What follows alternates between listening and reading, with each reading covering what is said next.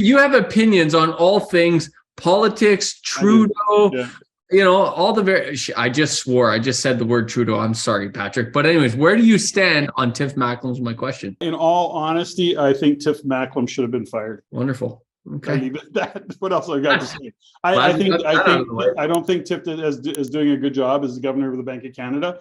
I think he dropped the ball, and I think there's a price to pay. It goes back to, he should have been like an Elon, like somebody should have been like Elon Musk, when Elon was having the interview with Joe Rogan, and he fired somebody like on the spot that was with him, one of his executives on his team. He's sitting with Joe Rogan in an interview, and she made something up around like, whatever. She made an excuse, and he goes, "You're fired." That was it. Fired her. And that's what I think should happen with Tiff.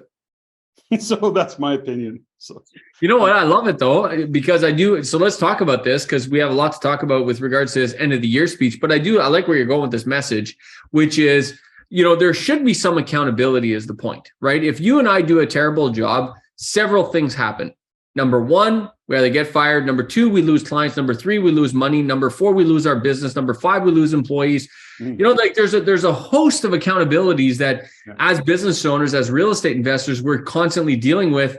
My question is a guy like Tiff Macklem and Tiff specifically, but a guy like that in that kind of position, what kind of accountabilities do these guys have? Well, it's interesting is that in this particular speech that we're talking about today, that we're going to have some little bit of review on, he actually admits that they made some mistakes. They did some things wrong, whatever that. Three mistakes, he says. Yeah.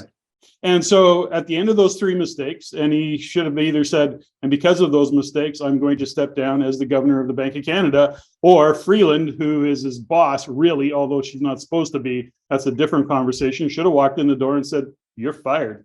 Hey, that would have been like a Donald Trump move. You're fired. Good idea. I like it. I like this. I like this new Patrick we got going on. In all seriousness, and I'm not joking about this, I think Tiff Macklem should have been fired. I think that he admittedly has made mistakes, and he's admitted those mistakes more than once. And ultimately, he looked in the camera in 2020. He told the whole country that, rates will not go up for a very, very long time. It was us, go ahead and encourage you to spend money. And they're bringing the rates down. They want to get people out. They want to keep the economy moving. Got it. Honest mistake, I guess. But at the end of the day, understood. But having said that, JG, you and I, how many times did we have conversations saying that this is ridiculous? We didn't agree then, and I don't agree now. In hindsight, I definitely don't agree. But ultimately, they dropped rates, got it. They were trying to get the economy going, understood, given that it was a global pandemic and a global lockdown, and they needed to kind of hedge our bets, understood. Easy, given that we've never been through a pandemic before. But 8 months, a year at the most into that pandemic, everybody could see what was happening. Everybody could see and was talking about supply chain breakdowns. Everybody could see the inflation, the quantitative easing that was happening, driving money into the and liquidity into the market. How is it that the common folks, common business people, just doing their life, could see the potential and the actual trajectory and path to inflation, and the governor of the Bank of Canada, and let's just throw Freeland under the bus while we're at it, could not see it? It actually infuriates me. And here we are today, and inflation carries on. Now we've got interest rates going up. Housing prices are going to come down. We got people with interest payments and line of credits that are doubling. Like it makes me crazy that we have to deal with this. He should have been fired. You're fired. Now that I got you all riled up, which is perfect. Now I want to know, what did you think about his speech, though? The end of the year speech, it was like, I thought a very good speech, because I thought he said some very definitive stuff. And if there's anything I don't like, is when they're very, on the fence and they're very political about it all. I thought he was very definitive. And I agree with you. Okay. I think there should be accountability in these guys. And I think that if you mess up, you should be accountable to your mistakes the same way we are as business owners. So I agree with you there. But on the flip side, I like the definitiveness of his speech, and I thought that was very good. What are your thoughts? He said something in that speech that really worries me. And he said, we're going to look at the data, and then we're going to have our judgment. Then we're going to also engage in our judgment. I don't know the exact language of it, but he literally said that. Data and our judgment of the situation. Oh, well, that gives me a lot of faith and a lot of confidence, given where his judgment has led us up until now. So out of that whole speech, he should have resigned. He didn't.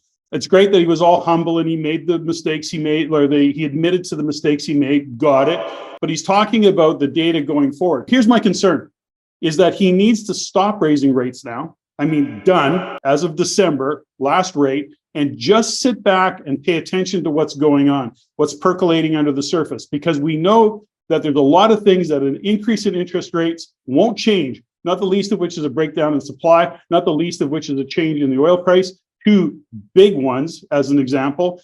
China's coming on board, so we're going to see stuff come in that could actually be deflationary in some areas. So the point of it is this: he needs to not raise rates and just let things unfold, and so that the lag can catch up to what the decisions he's made so far in increasing rates.